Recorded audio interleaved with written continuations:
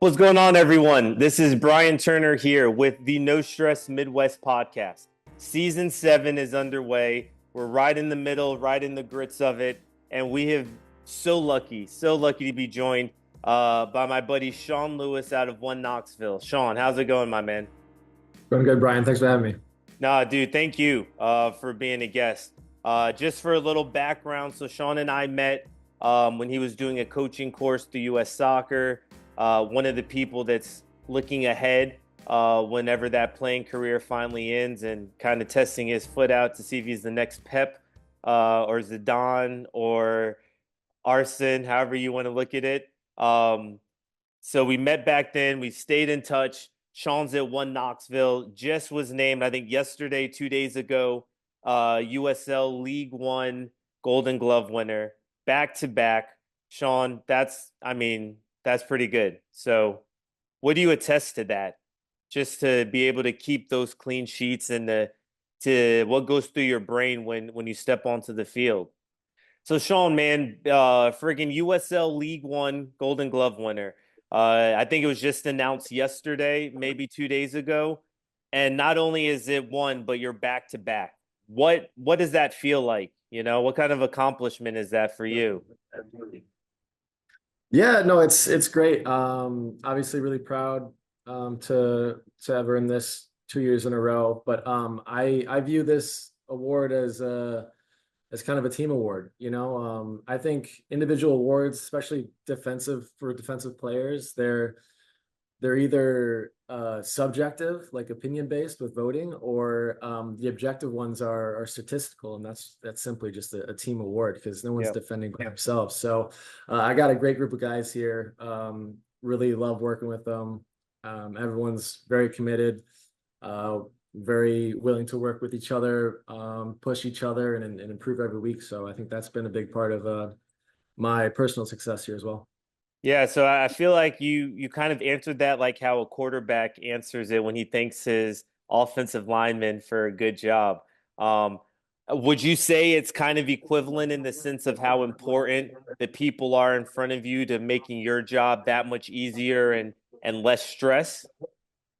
Yeah, absolutely. And you know, I've had years before where I personally was playing well, but the team wasn't keeping clean sheets, or we weren't defending well.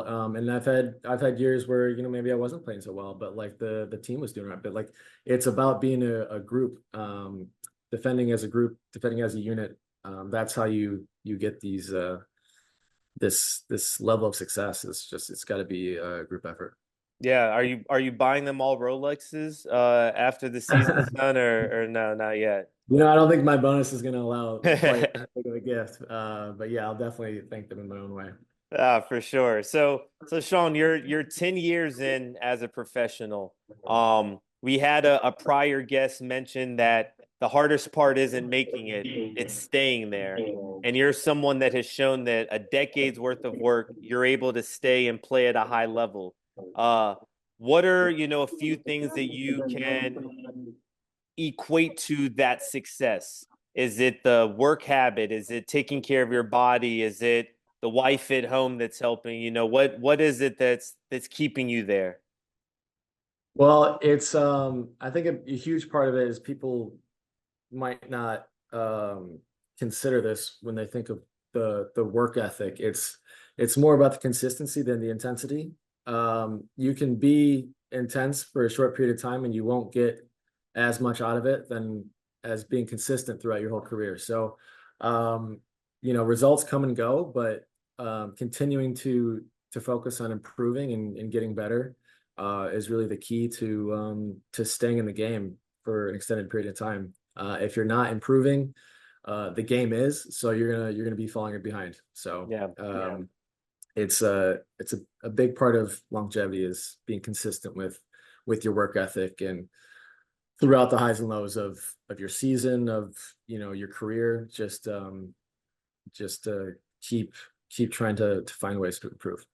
Yeah, well, and it's to the point of like being a student of the game constantly, right? Some people might look at you as an expert, But you, who's in that shoe, is like, no, I'm still a student. I still am learning. There's still things I can take away. And I think that's a really interesting way of looking at it, but it makes sense on how that equates to the longevity. Is always trying to learn, never being happy or settled maybe with where you are at that moment. So I like that. Um, so Sean, you're here. We talked about you're at One Knoxville. Before we kind of talk too much into that, let's rewind it a bit. Back to the original pro days. Sean just graduates college. He goes overseas to Australia. What was that? What was that like? I think how did it come up? Um, do you speak with an accent at all now that after the short time there, or just kind of talk to us about that whole process of getting there?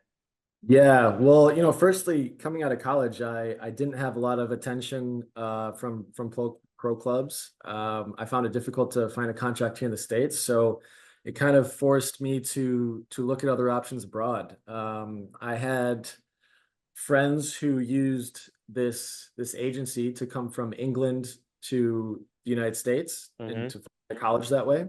Um, so I found out that the agency also sends players from England to Australia to find clubs there. So I kind of used that system a little bit in reverse, kind of connected the triangle, so to speak, and used them to in their connections in Australia to find a club there. The reason I did that, I just thought I felt like I needed some fresh eyes, Yep. I Yep. kind of hit a roadblock here in America. I didn't have, I had some good seasons in the PDL and I did okay in college, but I just didn't have that standout factor. I was just another kid coming out of college that with no professional experience trying to find a club and it was difficult. So I had to get creative and I found a contract in Australia. So I packed up my stuff and went out there. Down under. So, and I'm sure we'll talk a lot about sacrifices that you have to make, but when you go that far away, you're going to be away from friends, family. I didn't see my friends and family for probably about a year. Yeah. But one thing that really helped me is my girlfriend, now my wife, went with me. So that was a huge Oh, that's sacrifice nice. that she made to allow me to chase my dreams. So, but I yeah, showed up there. First things first, you're jet lagged as all get out. Yeah. You don't know what time it is. You're falling asleep at all kinds of hours. But the team was great, very accommodating. It was in the second division there in Australia, so not a huge budget, but the mentality of the club was fantastic. Very, like I said, accommodating, trying to make me feel at home. Um, and ambitious. They wanted to win, so it was a great place for me to go and develop and to grow even further. Yeah. Uh, Had a great year there. The culture was a great um, aspect of living in Australia too. Great people there, Hmm. fantastic way of life, and they're absolutely mental about their sports. So it was a great experience. Had a lot of success there. I was gonna say you guys won quite a few awards while you were there, including a top four finish, some championships. Um, you talked about the culture being great. Now you're winning as well. So how does all of that kind of come together? Does a good culture equal a good results on the field? Does good results on the field go to back to a good culture? What was your experience with that? Yeah, so I the culture is the starting point. Because if you don't have that, the quality tends to not be enough. So you can have good players, but if the culture and the togetherness and the nature of your locker room isn't good, you'll always seem to fall short. Yeah. So the yeah, the culture there was fantastic with the team, the locker room. So that was a big part of our success that year. What was the time like just being American in Australia for a year, but you're not just and Australia on a 2-week vacation, right? You're there as a professional athlete. Um, what was that aspect like? Like, was that, while you were there, did you get come into your first pro moment? Maybe someone comes and asks for your autograph or something like that, or was it just like a normal stuff you see here? Yeah, in the second division there, it's not big time. Yeah. So it's not like their league is split up into regional leagues. So with Hmm. the geography of Australia, it's so massive and there's so little population in the middle of the country, it just makes sense to split the second division up. So the travel wasn't that much, which was kind of the great thing about it. Yeah. Here I just got back from Spokane, Washington, so that was a Spokane to Knoxville was a huge trip. But yeah, didn't have any of that year. So what the thing about that is the the fan bases are great and passionate, but it's not like you're playing in front of 20,000 people, Yeah. Yeah. it's Yeah. very small, intimate stadiums. So it wasn't like I went there and I felt like, oh, I made it. This is great. It was definitely a stepping stone, but it was a fantastic place to grow and develop and passionate fan bases. So it was a lot of fun. For sure. Well, and you said you were there for a year, so I'm guessing just the 1 year contract. Was it something that at the end of the year it was a mutual, like, hey, I'm glad I did this. I miss home. I want to go back and try my hand there. Was it something that maybe you would have stayed longer if this or this would have happened? Just kind of talk to us about that ending into your transition in the USL here. Yeah, so well, firstly, I signed with that team with the understanding that I was trying to progress my career to higher levels, and they were all for that, which is part of the reason that I went there. Yeah. They wanted to help me develop and move on. So after the year, I had a trial in the A League in the first division, and after 2 weeks there, it became clear that I wasn't gonna be a starter. I wasn't good enough. It wasn't at that level. So they weren't going to use an international spot, which is kind of hard to come by in Australia. They weren't going to use that for a backup goalkeeper, so it just wasn't going to work out there. Right. And so it kind of became clear to me at that point that the international roster spots were going to kind of be a roadblock because not a lot of teams would use that on a goalkeeper. Hmm. So I kind of pivoted and decided to come back to America and try my luck with the pro teams that were previously hard to sign for me. Yeah. But this time I was coming back with a year of playing experience, Hmm. a lot of success, and what was also nice is even though the Central Coast Mariners didn't sign me, they sent me back with their goalkeeper coach had a nice little letter of recommendation, I guess you could say, which helped a lot, I think. Yeah. Well, and it's fascinating because when you get to that pro level, and unless you're one of the people that are a guaranteed first round pick or something like that, it's it's like you need 5 years work experience for an entry level job, and they want you to have this experience, but then yet they won't give you said experience, right? So, I mean, I admire the fact that you kind of took that into your own hands and said, okay, I will get more experience. Boom, hop over there. Boom, parlay it back, and in 1 year you were able to make that jump, right? And I feel like that is something that maybe a lot of younger people listening, and probably, I mean, people in your position as well, but maybe not as comfortable doing that because they might not be thinking as, I won't say as far ahead, but you saw an obstacle and instead of trying to go over it, you found a way to go around it, and I think that speaks to you, right, as a person, but then that's speaking. I hope younger people hear this and know that, hey, just because one person tells you no, that doesn't mean that everyone's telling you no. What do you have to do to get that yes? And maybe it's unconventional, but as long as we both get to the same place, who cares? Right. Yep. So, Yeah, it's oh, go yeah, ahead. sorry, go ahead. No, No, no, no, go go ahead, ahead. Sean. Keep going. Keep going. Okay. Well, I was just gonna say that it's it's rare that a player makes it from youth soccer to the pro game. without people telling them they're not good enough. Hmm. Um, Very few people do it. I've obviously played quite a few years, and a lot of my teammates have stories, maybe not quite as extreme as moving to Australia, but they had to get uh like, let's say, creative, or they had to be a little stubborn, Yep. because people are gonna think you're not good enough. It's a business at the end of the day. They're trying to win, and if they don't think that you're gonna help them do that, then they're gonna move on. And so you have to be able to get past that. You're gonna be told no at some point. You just have to find ways around it, or work through it. Yeah. Or just quit, right? And then be like everyone else, So That's also yeah, yeah. So all right, well, you're back here in the States. You were playing. You had some time at Penn FC, which I think now City Islanders of USL Pro, which is kind of split up now in a championship and League One ish. Um, you then had 2 years at FC Tulsa, which is a very respected club within that was in the USL Championship.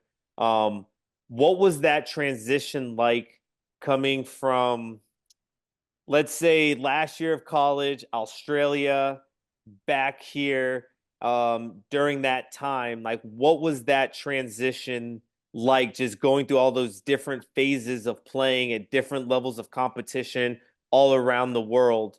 Um, and then still, being a human being and being a boyfriend and being a friend and a son and all that stuff. Yeah. Well, firstly, when you come back from abroad, it's the first thing is just like it's so nice to see friends and family again. Obviously being away for about a year was it was great coming back for the holidays, being with family, visiting all the friends, and so that was kind of a cool experience coming back from being away so long, and also coming back with some success too. It's not like I was coming back with my tail between the legs. Right, right. You come back, I was taking a big risk by I could have gone back to the club I was at, but I felt like I needed to take a leap and try to get to higher levels. So when I went up to the A League and it didn't work out, I decided to uh, come back to the United States and try my luck here. So it was nice to see friends and family, but it was also a time of insecurity because you're looking for a club. I didn't have an agent at the time, so I'm just sending out emails Mm-hmm. like every day, just sending Mm-hmm. out emails. I'm training with no end in sight. I'm Yep. training Yep. uh, up in Michigan, and like there's like 2 feet of snow outside. I'm training in the indoor soccer arenas, and Yeah. so it was looking back at it, it was exciting, but being in the moment, you're a little insecure about it because you're just trying to find a team. Nothing's guaranteed. And luckily for myself, I got a response. So obviously sending out, I don't know how many emails. I probably sent an email to, if let's just say this, if you were on a professional technical staff You in got the an email US, from you got an email and from Sean Lewis. yeah, you got an email from me. There Early 2016, late 2015, you got an email from me. So we go. I got a lot of no responses, a ton. Yeah, I think yeah. I only got like 4 responses.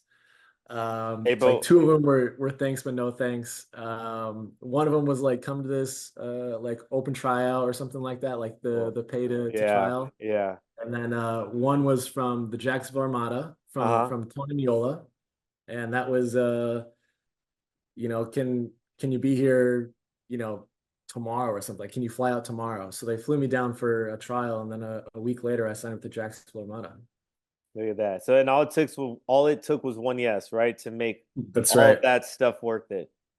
Yep, That's absolutely. awesome. So yeah, so that was a fantastic experience. The Jacksonville Armada was in the NASL. So with the NASL, there were a lot of players on that team that had fantastic playing careers. Hmm. Some of the older guys had incredible careers in Europe. I had a teammate won the Bundesliga. I had a teammate who was scoring in the Bernabeu and the Camp Nou, years Yeah, earlier. So like I got to as a young professional, I got to absolutely pepper these guys with questions yeah, yeah. about their careers and their experiences. I was probably so annoying to them, but I learned so much that year about the game, about what it's like being a pro in different parts of the world and at different levels. Hmm. Um, and that was just a fantastic experience. Obviously, Tony Miola was a US soccer goalkeeping legend. Legend. So Yeah. playing for him was a great experience as well. So that was a very great time for me. Yeah. Well, and what would you equate? Because at the time, USL Pro is right. It's no longer USL Pro, Championship League One. But USL was still young. So would you equate the levels of leagues with the same as the Australian B League in the sense of travel accommodations, training, stadiums, opposition fans, home fans? Was that kind of the same, or was one above the other? So in the NPL is what they call it in Australia, the second division, it varies a lot. So it's obviously with the league being split up into regions, Hmm. there's a lot more teams. So you have you have a league in, around Melbourne, you have a league around Sydney, you have a league around, Perth, and all these states have their own leagues. So uh, when we were playing, you sometimes you're playing against a team that wasn't, to the level, and then sometimes you're playing against a team that's quite good. So um, after you make it out of your league, so we won our league, which put us into the national. There was a tournament, so a national Hmm. tournament. Now you're just playing against big clubs. Yeah, yeah. So we went to Melbourne and played and I think it's called the Lakeside Stadium, which is um, like a really good size stadium, probably similar to what you see in the championship, maybe like a San Antonio or Okay. All right. maybe not quite as big as Louisville Stadium, but like something along those Somewhere in lines. between So those. it's Okay. it gets to be a high level, but also you have uh, a big drop off with some of the clubs that are not quite as competitive. So I think at the top it's pretty comparable to the USL Championship, but then it goes all the way down, and some teams aren't. Like League Um, Two, USL two or something. yeah, Yeah. probably yeah. That's probably League Two would probably be an accurate parallel.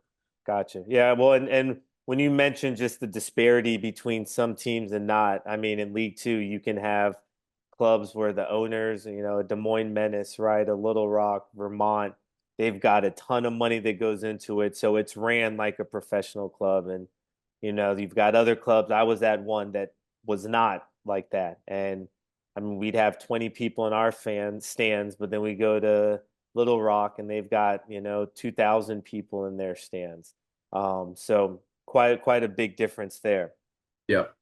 So, Yeah. all right, so we're talking about now you're in the USL, you're back home, you're showing everyone that told you weren't good enough that you're able to at least play at this level.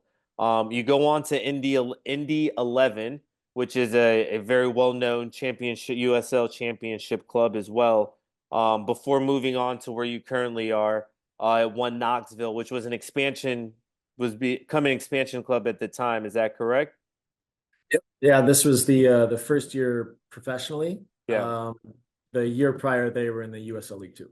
League Two. Okay. Mhm. So being a part of this, and I like hearing this because you're one of actually, I think, three guests that have been part of a club as an expansion and first year in.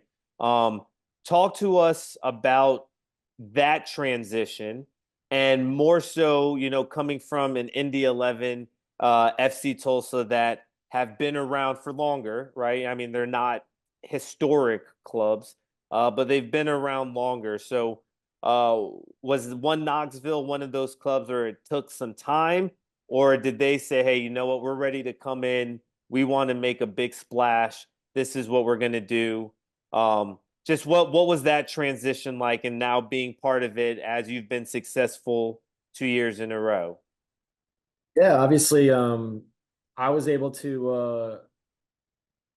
Well, I was fortunate enough to make a move to an established club, let's call it, like Indy 11, Hmm. from Tulsa, and coming from Indy 11 to Knoxville, it was a lot was unknown because obviously it's a new club. So you don't you haven't talked, you didn't get the opportunity to talk to people and see what it's like there, Yeah. like I did with Indy 11, where it was pretty well known around the league how it is there, and the good things about playing there. So it's a bit of an unknown coming to Knoxville, but I got to have a few conversations with the manager and even with assistant coaches, and I talked to a couple guys who kind of knew what it was like in League Two, and so we kind of got a feel for the mentality of how they treated their players, and I heard a lot of good things. So I wasn't too shy to pull the trigger and sign a contract here. Um, the first year, it's obviously a new experience for the club as well as all of us coming in. So um, it wasn't all figured out, but what stuck out to me was the willingness from the club to accommodate the players. Yeah. It reminded me a little bit about Australia, with the club I was playing for in Australia, which was Olympia. Not Didn't have it all figured out. Olympia didn't have all the bells and whistles, but the willingness to accommodate the players was there. And I felt like in the first year with Knoxville, they just didn't have it all the ducks in a row because Yeah. they were learning too. But the willingness to accommodate was fantastic. So a lot of things got sorted out really quickly, and in the second year, it's even better. So Yeah. yeah, the club's definitely moving in the right direction, and that's why I extended my contract here last offseason. I was happy with the club's mentality, how they treated the players, and where they're headed. So yeah, great One project. and you've mentioned it now with two clubs, um, taking care of players, right? And how valuable that is, right? These are the guys that are you're paying to freaking go to battle, right? Go to war. So, you want to make sure that they feel comfortable, they feel happy, or they've got that stress out of their head so they can put more of focus more on what's, the game. Um, so would you say that that focus on players, like if maybe the club isn't all the way there with certain things, or maybe results aren't there, but they're willing to say, hey, you know what? We want to make sure that our guys are taken care of. We understand results might not be there yet. Um, is that a valuable asset for you when you're looking into joining a new club or staying Absolutely. with the club? Yeah. So it's such a big part of your life, the team during the season. It's where you spend a ton of your time. It's your a lot of your focus is during those 10 months of the year are just Yeah, on helping the team be successful. So the how they treat the players and the environment that you're in is a massive part of your year. So uh, how a club treats their players is actually a huge recruiting tool, because word gets around. Even if they don't put it out there, like players talk to each other. yeah, yep, Before we make any move, we're calling people to figure out yeah, what it's like because we don't want to just go in blind.